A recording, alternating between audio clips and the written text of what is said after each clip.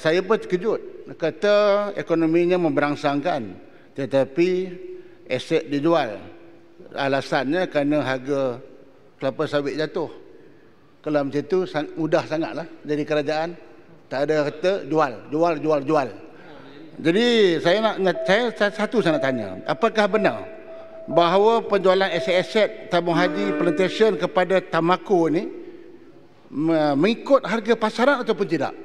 Semalam Balin kata harganya patut mahal, tapi dijual dengan harga yang lebih murah kerana ada arah-arah tertentu. Saya nak tahu tu. Tapi bila nama banyak lim-lim ni, saya ambil Lim Guan Eng ni Menteri Kewangan. Kalau tidak dia pun dalam syarikat tu kali. Terima kasih kepada soalan tambahan Tajung Karam. Berkenaan dengan penjualan aset-aset tabung haji ini, nilai oleh jurunilai C.H. William pada Disember 2018 adalah sebanyak 280 juta. Nilai oleh JPPH pada April 2020 adalah berjumlah 224 juta. Sebelum diminta nilai semula oleh THP Plantation dan diturunkan kepada 198 juta. Harga jualan kepada Tamaco ialah berjumlah 170 juta. Adalah lebih rendah daripada nilai JPPH dan juga jurunilai bebas. Berdasarkan pakej penjualan hutang, berdasarkan kepada pakej penjualan juga hutang BSV kepada THP Suria Mekar sebanyak 240 juta juga telah dihapus kira, yang memberi manfaat besar kepada pembeli iaitu Tamaco Plantation Sdn Bhd. Pada masa ini kelulusan terhadap penjualan syarikat-syarikat ini masih lagi di perangkat pertimbangan EPU bagi mendapatkan kebenaran, kerana sebarang jualan kepada syarikat bukan Bumiputera mesti diluluskan oleh pihak EPU dan masih lagi dalam pertimbangan kerajaan. Soalan tambahan kedua. Tuan Speaker. Parit Buntah. Yang Berhormat Parit Buntah. Pendek je 30 saat. Ya. Tak nak ceramah Yang Berhormat. Tak ada ceramah. Saya hanya nak minta penjelasan daripada Timbalan Menteri kerana sebahagian besar daripada fakta dia itu agak mengelirukan. Pertama ialah tentang soalan penjualan itu perlu dirakamkan di sini bahawa isunya bukan isu penjualan aset, tetapi Menteri dan timbalannya kena jujur untuk menjawab kenapakah aset itu semua dijual. Saya ada fakta menyatakan bahawa TH Plantation hutang dia membengkak. 2018 1.24 bilion, 2019 1.29 bilion. Yang itu tidak disebut oleh Menteri. Yang kedua, aset tidak mendatangkan hasil sehingga menyebabkan pendapatan jatuh kepada 24%. Ini semua nanti dulu. Saya nak tanya kepada Menteri, adakah fakta-fakta ini semua betul? Tahun 2012 hingga tahun 2014, TH Plantation bawah Barisan Nasional secara agresif telah beli tanah daripada hanya beberapa 15,000 hektar, 50,000 hektar kepada 100,000 hektar, dan sebahagian besar daripada tanah itu tidak ditanam. Kos produk untuk menanam itu telah meningkat, menyebabkan tabung haji plantation mengalami hutang. Jadi saya minta kepada Menteri untuk jujur, untuk memberi jawapan supaya tidak dijadikan isu TH Plantation ni isu politik, tetapi ianya isu transaksi. Dan saya akan serahkan kepada Menteri, EPU akan buat keputusan. Kalau rasa tak nak jual sebab boleh tanggung hutang, silakan.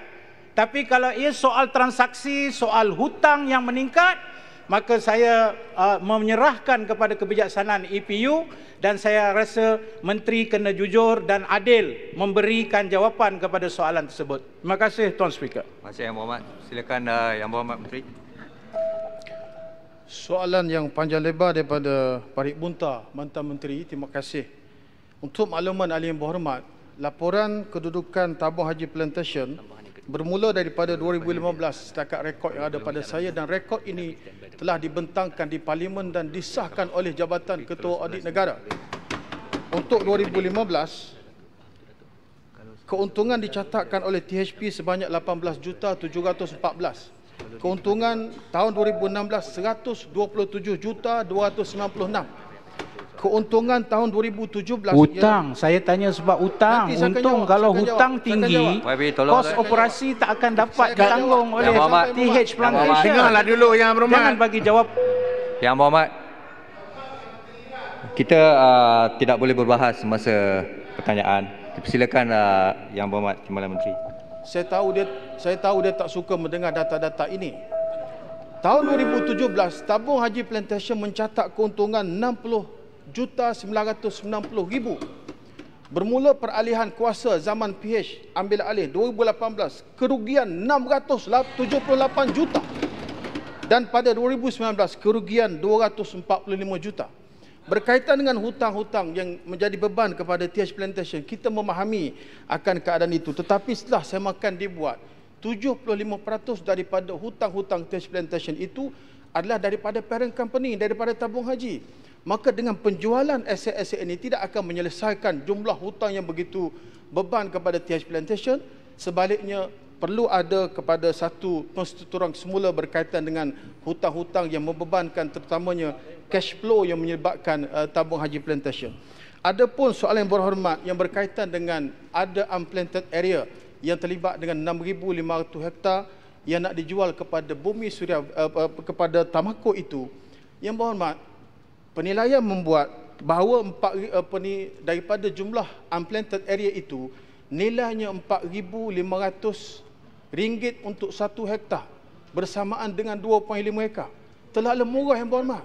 Tanah kosong 4,500 hektar. Saya ingat ahli-ahli dewan semua boleh pakat beli 1 hektar seorang kerana nilainya hanya 4,500. Soalan yang penting di sini ialah mengapa terlalu rushing untuk menjual kepada syarikat ini sedangkan proses pemulihan terhadap harga komoditi yang merupakan instrumen utama kepada TH Plantation ini sedang memulih dan kerajaan berpandangan penjualan ini yang banyak perkara-perkara yang perlu diteliti semula masih lagi dalam peringkat penelitian dan tidak mustahil bahawa kerajaan akan menilai semula untuk membatalkan penjualan syarikat ini.